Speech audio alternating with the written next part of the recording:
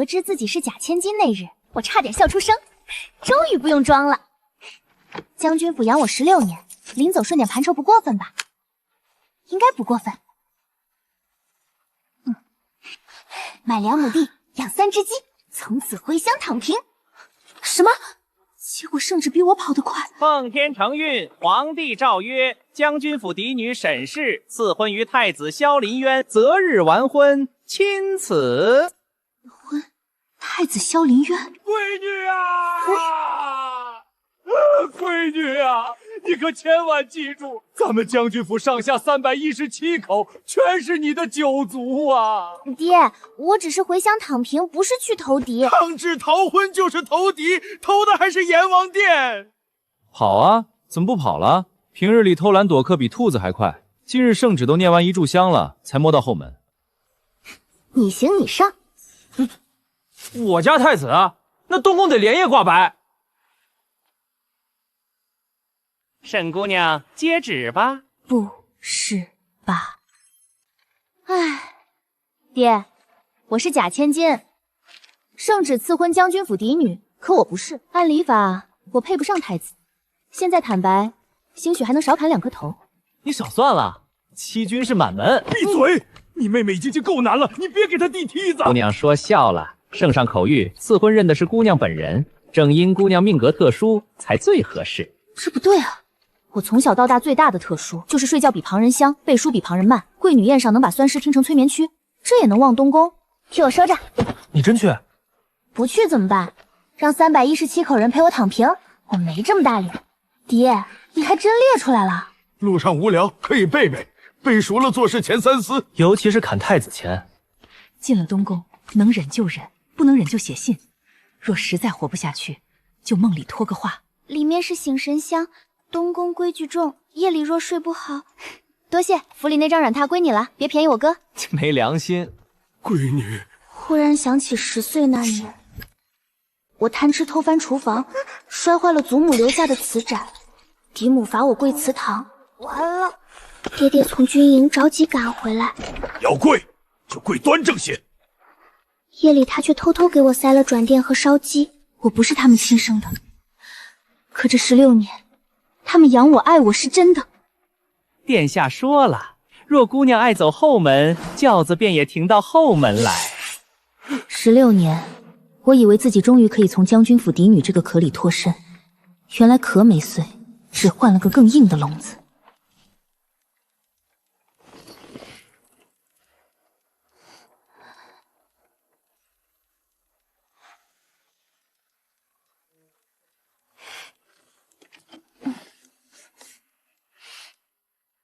这轿子真舒服，舒服的让人发毛。我坐过的马车里最像样的就是我爹那辆，那是送我上刑场的。殿下若要杀我，能不能等我吃完这顿？早饭还没有。看心情。哦，传闻里那位一言不合就砍人，连亲舅舅都敢送进诏狱的暴虐太子，他笑起来好像没那么吓人。看人不能看表面。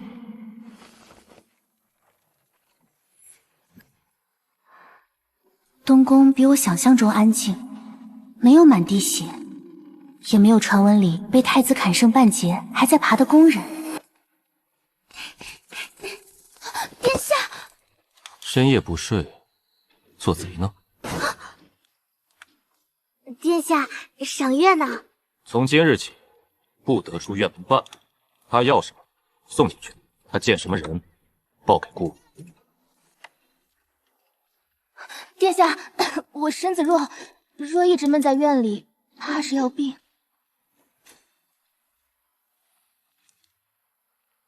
身子弱到能翻后门，回光返照。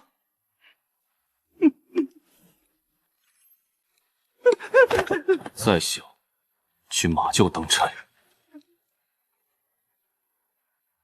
传闻说他杀人不眨眼，可他方才连罚都没罚。还有他按肋下那一下，那是旧伤还是新伤？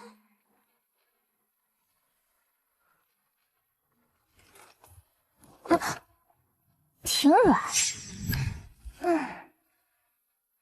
后院墙不高，花盆离墙头2尺，我要是踩上去，刚好够得着。先看看我爹到底猎了哪些人，万一真翻出去被逮回来，还能装模作样说我在背九族。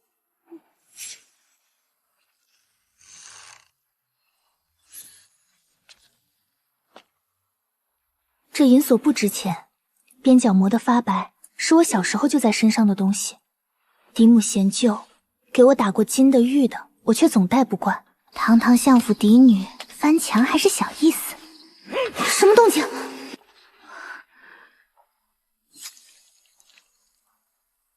他跟白天完全不一样。谁派你来的？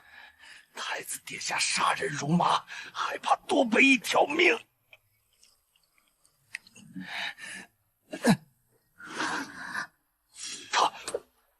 他果然还活着。完了！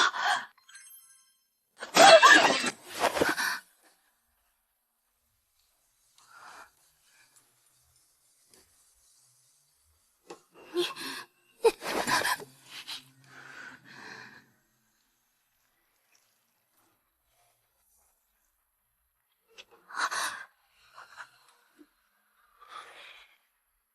谁让你出来的？谁让他认识我的？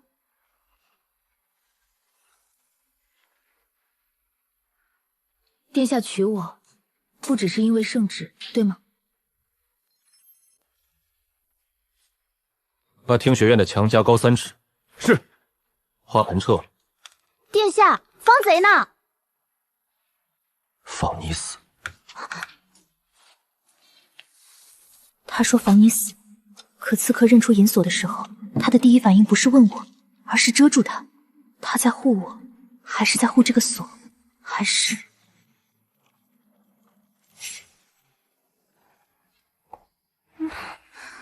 一夜没怎么睡着，倒不是怕，就是太安静了。墙加高3尺后，听雪院看起来更像牢了。墙挖个洞需要多久？姑娘，早膳。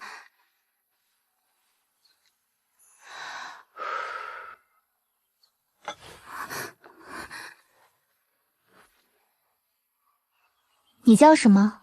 奴婢清雅。你们殿下平日都吃什么？殿下用膳不挑。不挑是什么意思？早膳吃粥还是吃面？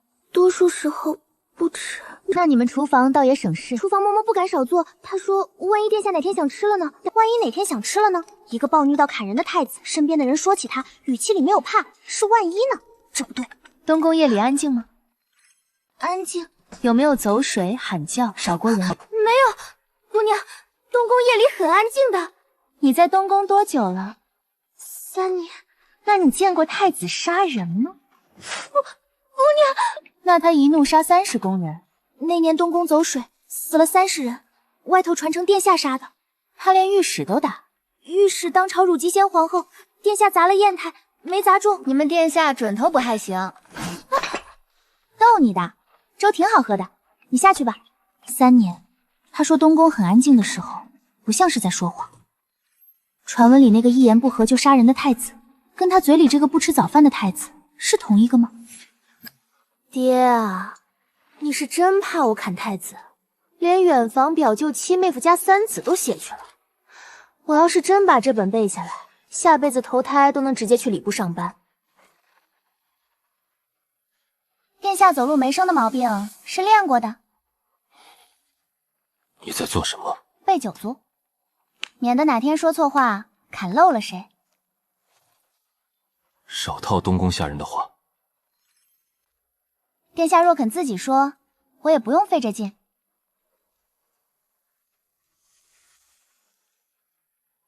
你受伤了？与你无关。旧伤。别碰。叫太医。不必。你死在我院里，我明日怎么解释？说太子殿下夜探香闺，结果被我克死了。你很会给自己加戏。好。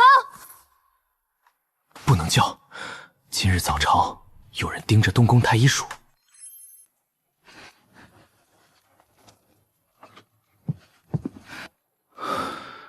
你会这个？我哥小时候爬摔练的。你不是身子弱？回光返照时学的。殿下娶我，到底图什么？图你好情话。可我听见自己心口很轻的跳了一下，只一下。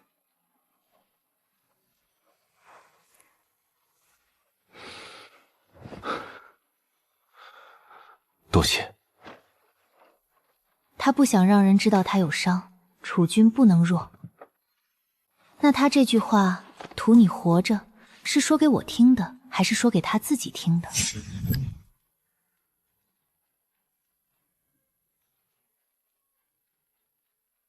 姑娘，将军府出事了，朝上有人弹劾将军府，说府里一家女充女皆止，是欺君之罪。三位御史在殿前跪见。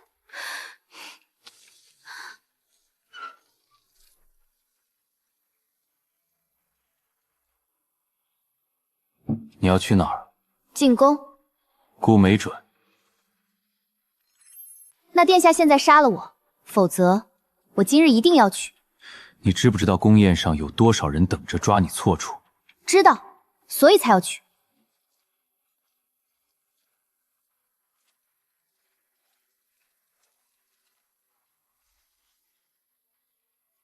我倒要看看那些人长了什么样的嘴脸。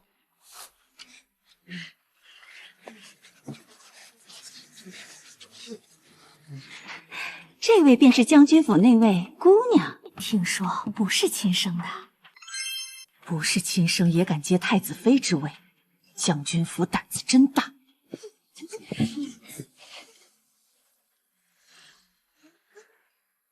诸位夫人说的是，我确非将军府血脉，可圣旨赐婚时，陛下金口预言赐的是我这个人。传旨公公也说，正因我命格特殊才最合适。诸位如今说我不配，莫非是觉得陛下识人不明？我不是这个意思，那便是觉得太子殿下配不上我这命格特殊之人。臣妇不敢，既不敢质疑陛下，又不敢议论太子。那拿我血脉说事，是想拿将军府撒气？将军府养我16年，教我识字明理，给我一口饭吃，一张床睡。诸位若非血脉，便无恩义。那日后京中养子继女，过继宗亲，是不是都要被出门扛，免得污了诸位高门血脉？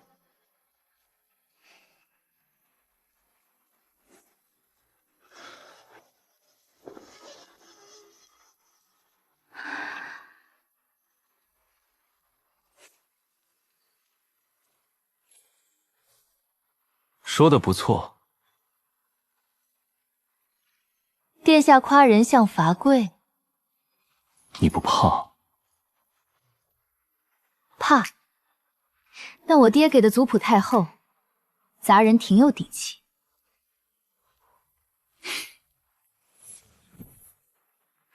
姑娘，府里有人托奴才送来的。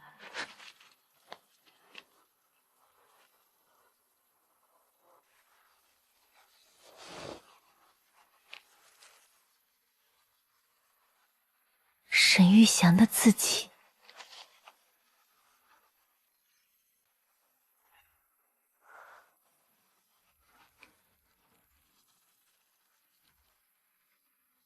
粮草、军饷、军户、押运日。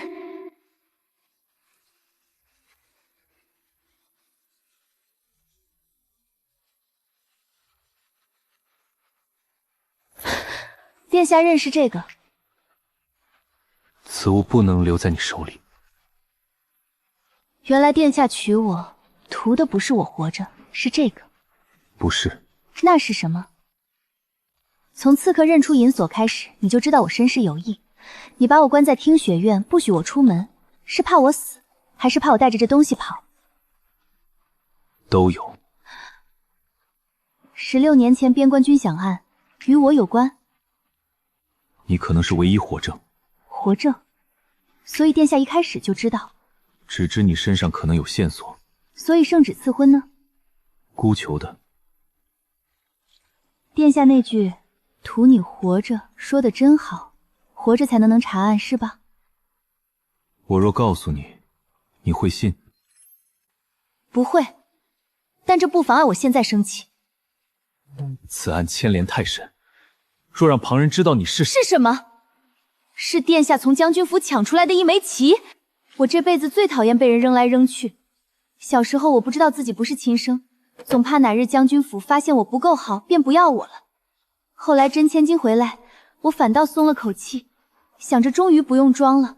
可现在有人告诉我，我不是没人要，我是太多人要，要我的命，要我的所，要我的身世，要我站在哪一边，唯独没人问我愿不愿意。太子殿下放心，我不会坏你的事。你要什么？合作。旧案查清之前，我帮你；查清之后，给我和离书，放我离京。好。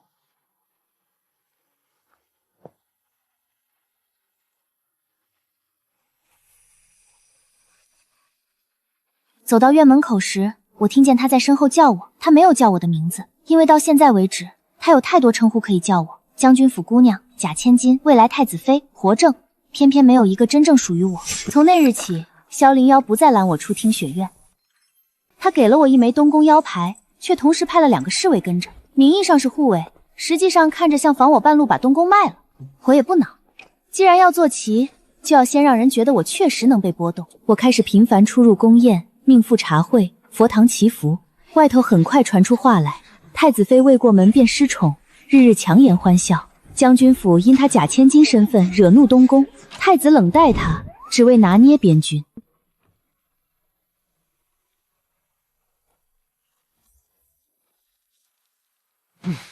你还吃得下？挺甜，来一口。外头都说你被太子厌弃了。殿下，你不解释一下？连眼皮偷空。你看，他对我确实不好。我去砍了他。你打不过蛊，打不过也砍。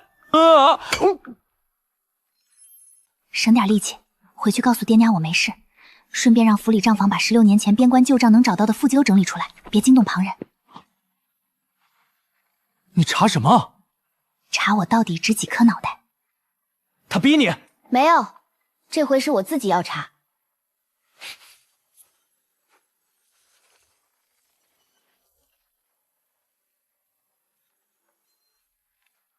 你不该让将军府碰旧账。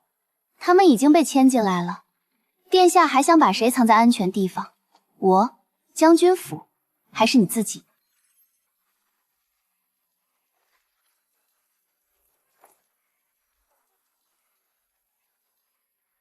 二皇子府的人快来了。沈姑娘好巧，本该是将军府长珠，如今却被东宫冷待。女子一生，最怕所托非人。殿下只是疑心重，太子殿下这些年杀伐太过，最容不得身边人藏秘密。若有朝一日他知道姑娘身世牵连浅旧案，侧妃娘娘道什么？未必会护你。侧妃娘娘费心了，只是我这个人有个毛病，不太喜欢被人安排路，我自己的路。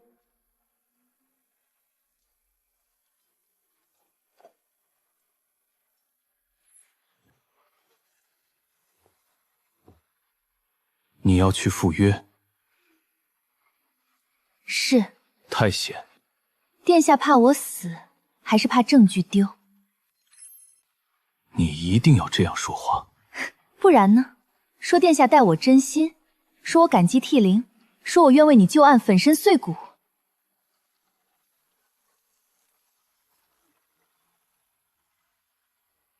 姑若不娶你，你活不到今日。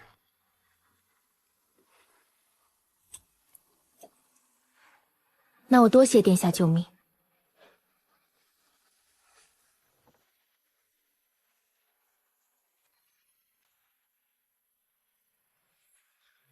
姑娘果然聪明，太子殿下护不住你，将军府也护不住你，只要交出银锁，我们可以送姑娘出京。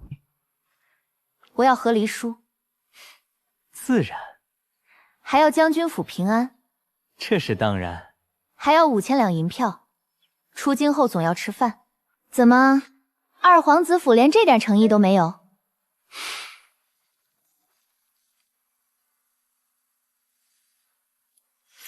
银锁在这里。我要的东西呢？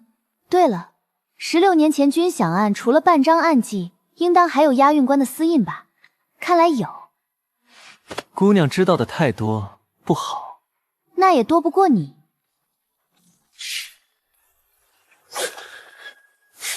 风楼太子，你以为翻出旧案就能洗清你母后之死？当年皇后娘娘若不是私查军饷，也不会。殿下想知道，去问你那位好舅舅啊，他已经在诏狱里疯了。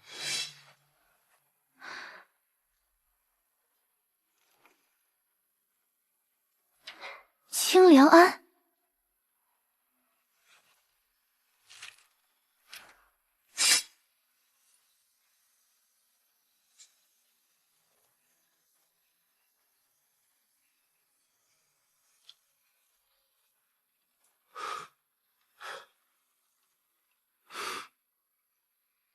殿下如果死在我旁边，我明日怎么解释？说太子殿下查案查一半被我克死了？不会死。你上次也这么说。别闹了。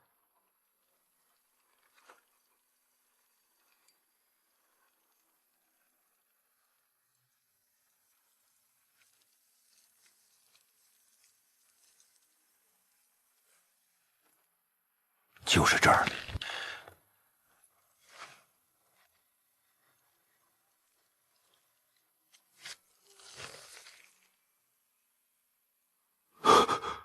先皇后遗信在此，足证当年边关被外戚与二府二皇子母侵吞。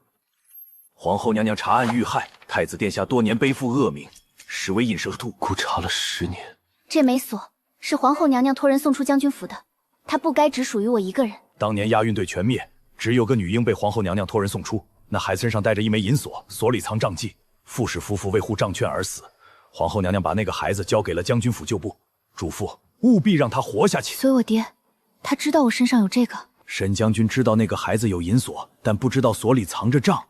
皇后娘娘没说，她只说让孩子活着。现在你知道了。殿下早就知道我可能是谁，只知道银锁，不知锁中藏账，也不知道你会恨我。我不恨你救我，我恨的是我又信了一个什么都不肯告诉我的人。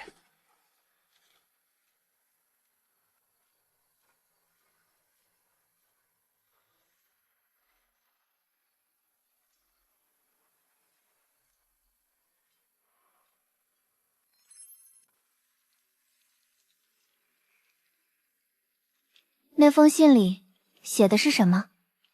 我母亲的死因，还有她是怎么发现军饷案的。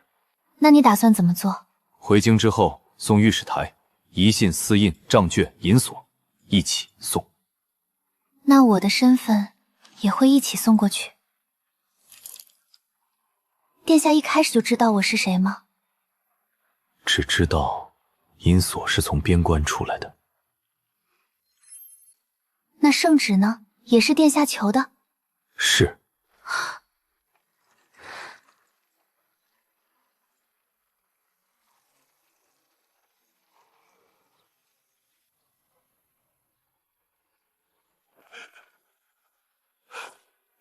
祖宗保佑，317口还在。爹，你先起来，地上凉。没有划掉。字真丑。我写的。丑得很有风骨。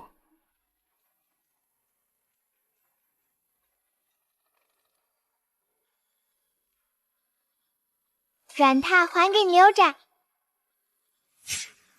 银锁，我要拿回来。查完再给你。查完还给我。查完还给你。殿下说茶丸还给你的时候是真心的吗？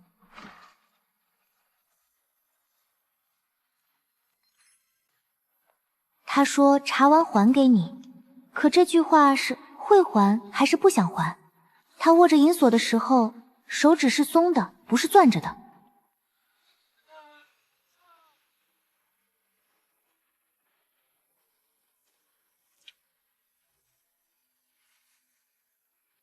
姑娘看铺子，这间铺子租出去没有？还没。姑娘打算做什么买卖？账房，算账的。那姑娘进来看看。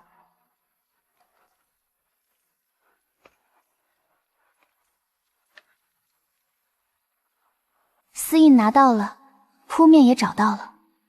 他说走的时候是认真的，但站在这间空铺子里，他开始想匾上写什么。他已经开始想。姑娘想清楚了，这铺子虽然位置好，可做账房的头一回见。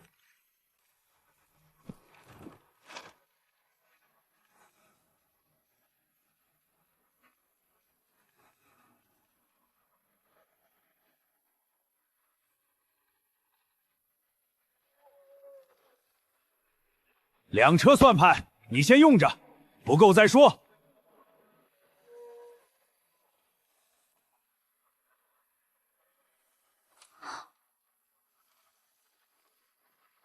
铺子不大，够你忙的了。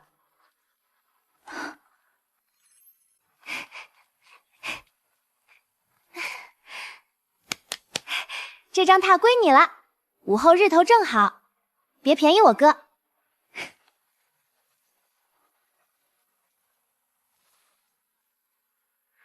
匾还空着，想好写什么了？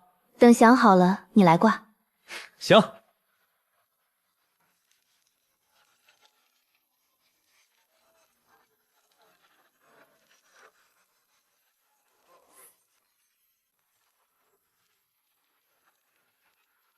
青瓷女账房，匾上写这几个字。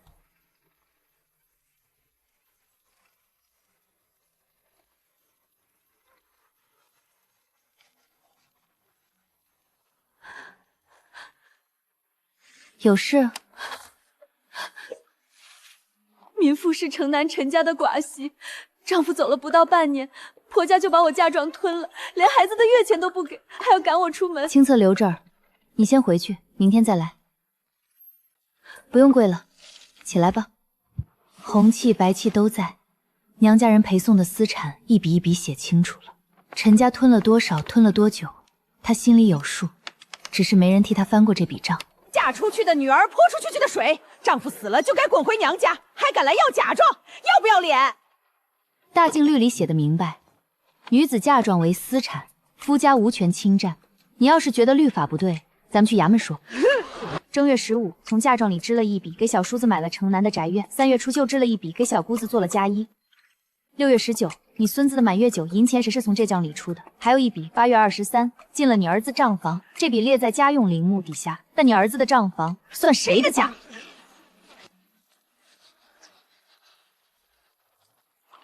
你等着，明天应该就能看到银子了。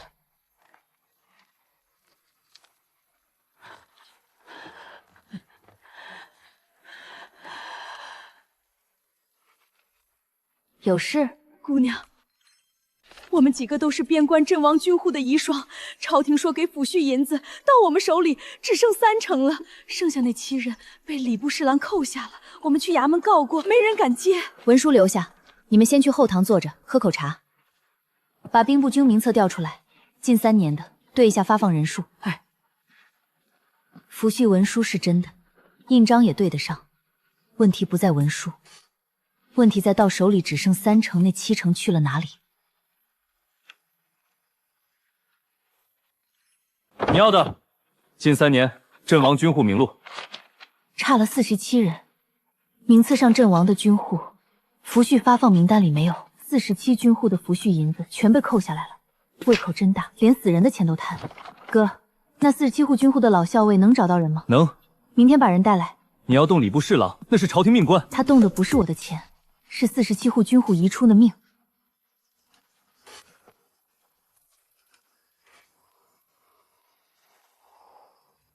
这47户都是当年边关阵亡的军户。我们这些老兄弟每年都拿名册去衙门核对，每年都对不上。老校尉，你愿意做人证吗？把账目和名册重新抄一份，印章位置留白，原件锁柜子里等人来拿。兵部名次、抚恤发放账目、老校尉的人证，3样齐了，礼部侍郎该来敲门了。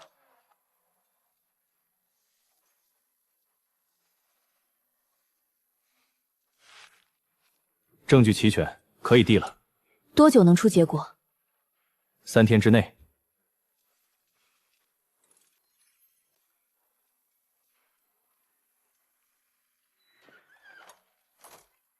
姑娘，这是咱们几个凑钱做的匾，您别推，这是您该得的。挂后堂吧，前堂挂账册。可以啊，沈青蝶，比我在军营里还威风。威风换不来银子，过来帮忙算账。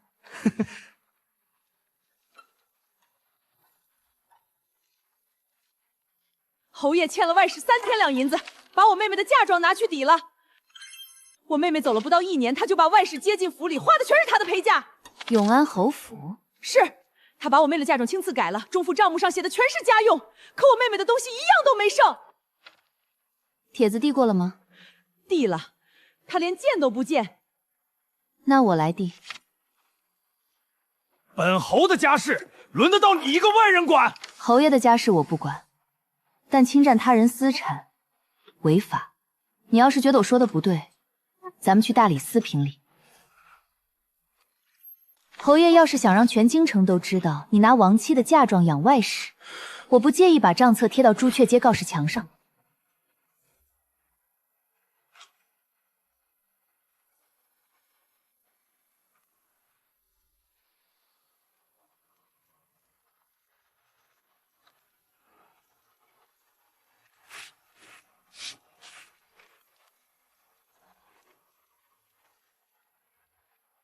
沈清慈，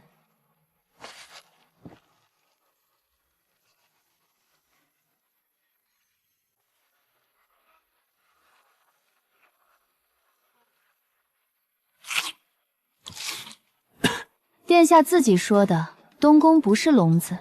姑爷没说太子妃可以坐门槛，还不是太子妃，婚礼没办。这几个字想了好久，想出来就好。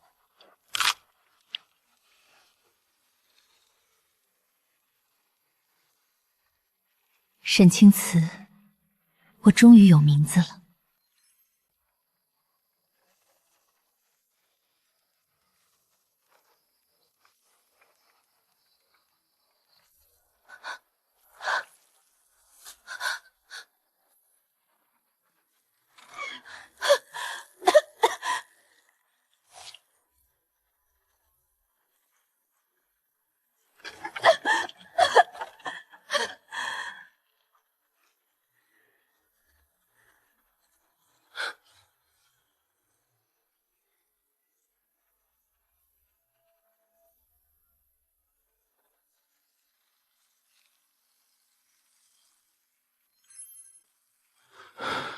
有没有事？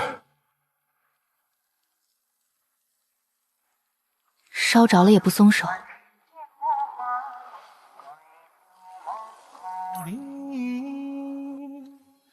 我有一段爱路宽上将前世印记。疼就说。你在心疼我？我是怕你伤了手，没人给我写和离书。和离书你拿着，但我想再求你一件事，嫁给我。不是因为圣旨，不是因为旧案，是因为我想。婚礼我自己选日子。好。账房我要一直开下去。好。那我同意了。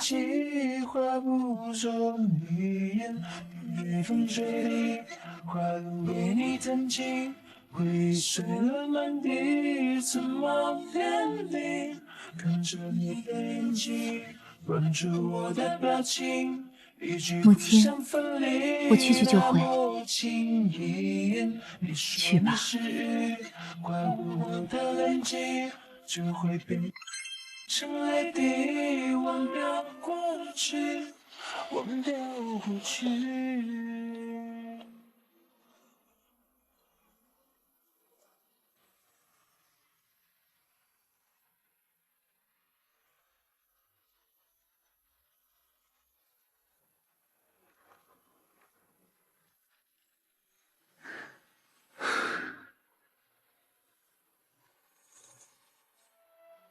落花片片随水波逐流，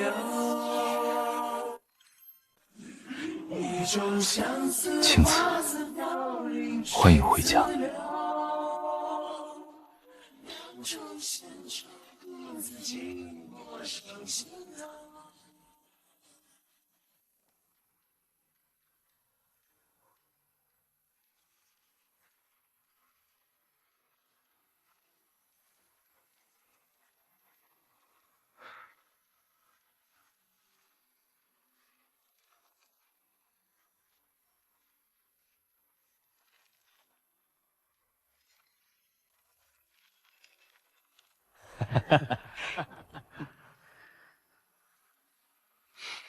喝一杯。今日不喝。你上次也这么说。所以你现在还坐在这里？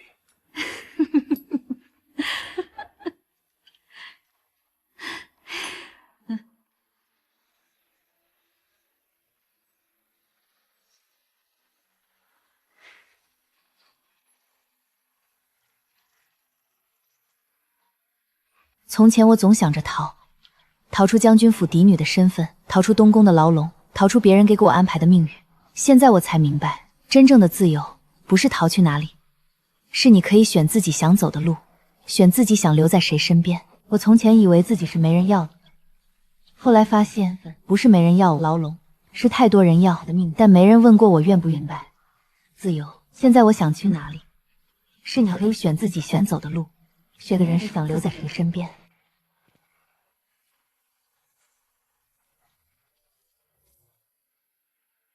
我叫沈青瓷，青瓷如名，丈丈分清。我终于不用再逃了。